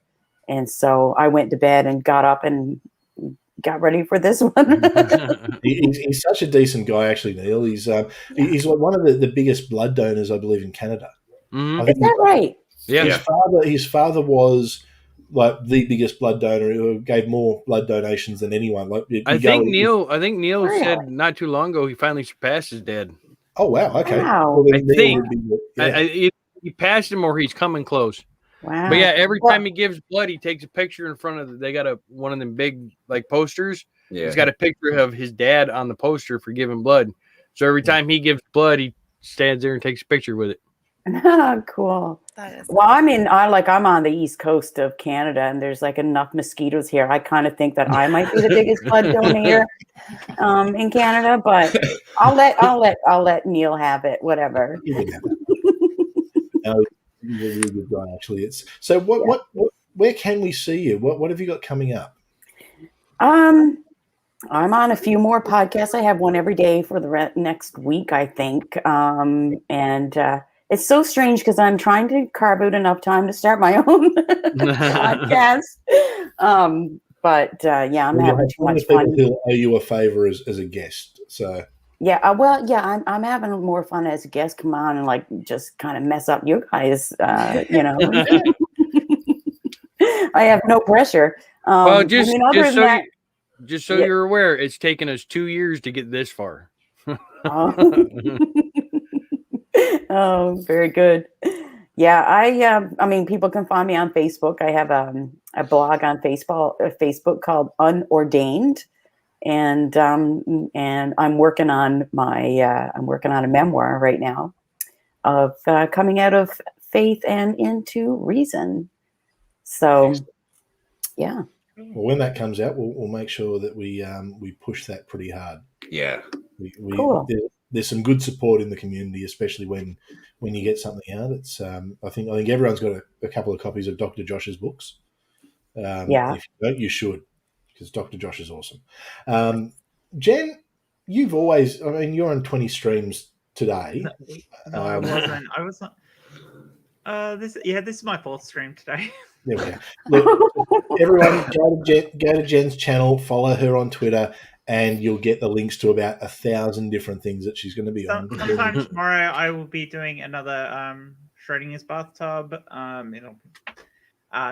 should be a lot of fun. I'm hoping I'm going to have Matt on with me, and I have no idea what we're talking about because we haven't actually. We've got to get Matt on here. Next time you talk to Matt, organise a date with him because we want him on here. Yeah. Yeah. Sandy's bringing out my art. I have to plug that. I do have this is my own art. Wow. This is something I took up. I had never painted a day in my life until I deconverted, and I had 100 or 200 Christian CDs, and I thought, what the fuck am I going to do with all these things? So I started looking for a craft, and I found these mandalas, and so I've been painting for a couple of years now, and that's also on Facebook, called Mostly Mandalas. I love it. That's my therapy after my regular therapy. So Jade, what about yourself? What's coming up? It's now you had a pretty good video, I believe, on purity culture that came out. I haven't watched it yet, but I have been told by everyone it's really good. And it is on my list to watch. I do apologise, but so maybe tell us about that and tell us what you're coming up. Oh, sorry. There's lots of construction now. So I did put out my first video on purity culture. I'm probably going to do several of them. Matthew West just came out with his lovely Modest is Hottest song. So I want to talk about that and my feelings on that. So I'm kind of I also started doing recording for my job. So I'm trying to balance between doing YouTube videos for that and this. But hopefully this week, I always say that I can put that out. And then I did actually 2 interviews, one with the emphatic atheist, and then, I can't remember the other one, but they're supposed to come out. Not the empathetic atheist. Harmonic atheist. Harmonic. Okay. I get those mixed up. He converted to Islam. Yeah, no, not him. Yeah. Harmonic atheist. His name is Tim. He's a super awesome guy. He's trying to get everybody's deconversion stories and put them into a YouTube page, mostly for either people who are coming out or people who are in religion, so they can hear like people's stories and the trauma that they experience through religion. But then he edits the videos, so he's supposed to be putting that out this week or next week. Cool. Yeah, so that was a lot of fun. And then I did another interview that should be coming out here soon too. So excellent. You're almost as busy as Jen, but not quite. Not quite. She's pretty busy. No one's as busy as Jen. Ed, who are you ranting at this week? I have an idea of who I'm ranting at. Is it Jay? No, I'm not going to be like this person, though. I'm not going to dox them like they did to me. And I'm not going to contact their children like they did to me. Ouch. But there will be a rant coming up Monday. And as soon as I confirm who it is, I may or may not let it slip. We'll see. Let it slip. Screw them. I think there's steps that, look, we all have that little bit of anonymity, I think, in what we do, and some more so than others. But it's the whole doxing of people. That's just Well, and not just that. You can say what you want about me. You can think what you want about me. I'm open and honest. Everybody here in the chat, everybody here. Well, I don't know if Katherine and Jade know this, but I'm open about being a former white supremacist. I did that for 20 years. And then I got out of that, and now I debunk hate groups and racism. So you can call me, a racist. You can call me whatever you want. Whatever. You bring that fight to me. Don't ever contact my kids. Ever. Absolutely. Oh, that would be terrible. Jay, what are we doing? We've got to do another one of those streams, I think. I've got an idea for a name for it too. Yeah. Going old school. Oh, yeah. Oh, yeah, I like it. work. I Good like work. it. Good work. I'll do a nice, we'll go old school, but we might look at doing that again on maybe Thursday. Possibly, yeah. Yeah, we'll see.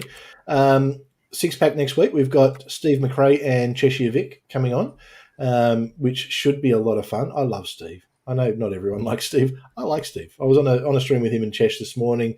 He's just I got a lot of time for him, and he's finally just had a bit of a win with all the non-sex stuff. Kyle, the arrest warrant has been issued. I just can't believe how it got to that. Like, getting arrested over a YouTube channel. That's insane. Wow. That's what happens when you try and commit fraud, and then when it goes to court, submit fake documents and and doctored bank statements to a court. It's really, the courts frown upon that kind of stuff. Apparently, every step of the way, he dug a bigger hole. Oh yeah, well, it was just amazing. Really did. Yeah, I'm sorry, my mind was running on something else. I wanted to look up how many words I've got set for the first episode of Men in Black, and right now it's at 894 words. Well, I don't even know why me and Jen are going to be there. We'll just be cheering you on, I think. Oh yeah, I got to say, I'm loving your intro videos. It's they're quite good. Yeah, but there and it's funny because the funny thing is I make those that morning.